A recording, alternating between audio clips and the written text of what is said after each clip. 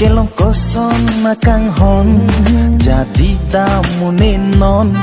nang penbo che dia kron nang penli ka chetong sing che the tu mang bong ne penbo che dia kron chung phari nang ne obong mun thi ji koson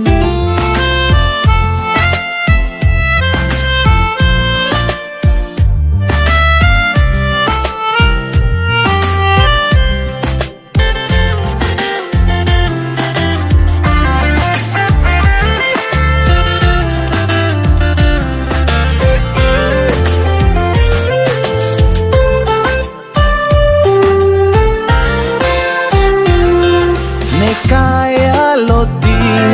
kopi tong manjine sing ve kai ke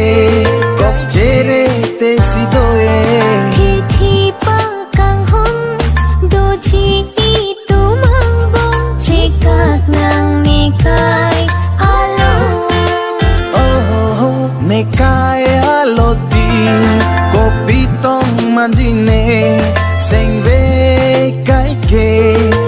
jere te sidoe thi thi pa kang hon do chi tu mang bong che kak nang ne kai alo mun thi chi ko son ka che tong kai alo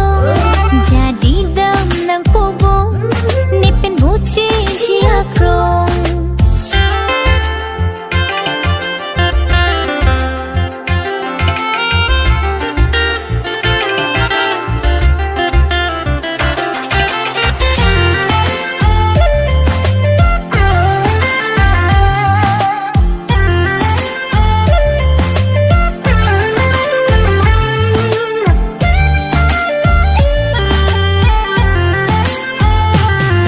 ranam do elong do tirthi jia song itu mak